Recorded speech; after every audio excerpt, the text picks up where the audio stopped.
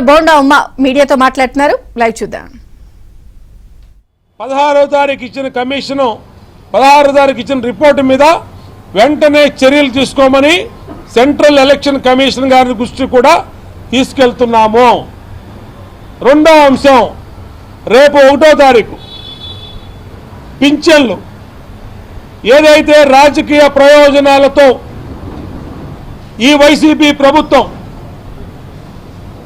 ఇంటి వద్దకు ఇవ్వకుండా వాలంటీర్లు లేరు అనే కారణంతో ఇంత మొండు టెండర్లో సచివాలయాలకు పిలిపించి పెన్షన్ ఇవ్వటం వల్ల దాదాపు రాష్ట్ర వ్యాప్తంగా 30 మంది చనిపోయారు.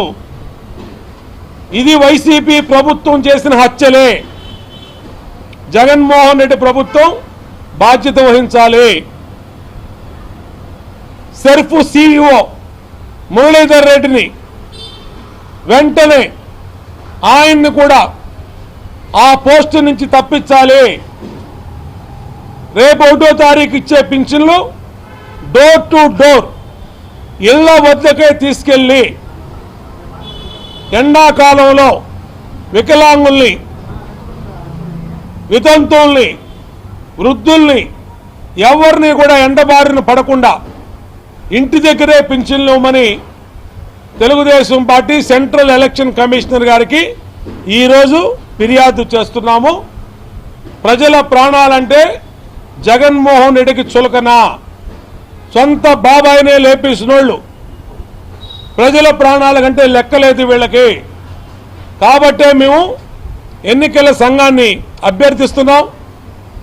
మా అభ్యర్థిని పరిశీలించి చీఫ్ సెక్రటరీకి స్పష్టమైన ఆదేశాలు ఇచ్చి, వాలంటీర్లే కాదు బోల్డని ఉద్యోగస్తులు ఉన్నారు, సచివాలయ స్టాఫ్ ఉన్నారు, MRO స్టాఫ్ ఉన్నారు, VROలు, VAOలు, బోల్డని గవర్నమెంట్ వివిధ రంగాల్లో ప్రభుత్వ అధికారులు ఉన్నారు. కాబట్టి వాళ్ళ చేతైనా డోర్ టు డోరు ఇవ్వాలి.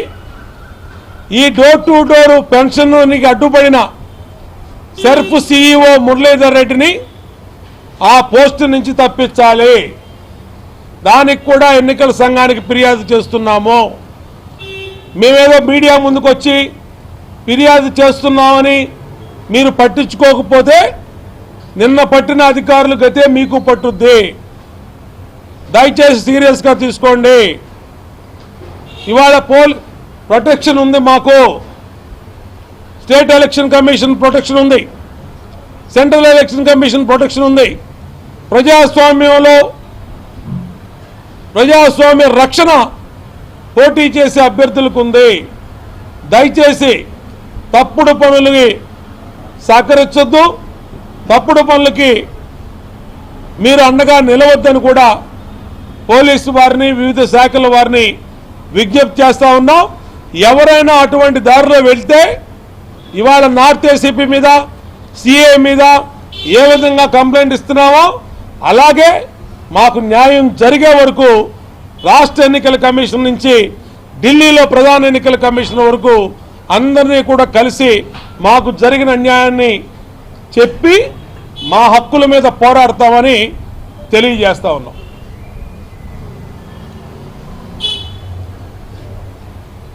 ఇంకేమైనా ఉన్నాయా?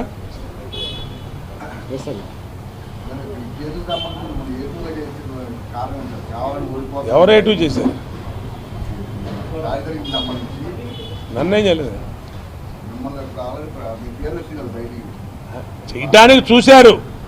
చేయటానికి చూస్తేనే కదా మేము ఎన్నికల కమిషన్కి, ప్రధాన ఎన్నికల కమిషన్కి, రాష్ట్ర ఎన్నికల కమిషన్కి చేస్తున్నటువంటి అధికారుల మీద ఫిర్యాదు ఇవ్వటం వల్లే వాళ్ళు విచారించి చర్య తీసుకున్నారు. వాళ్ళ విధుల్ని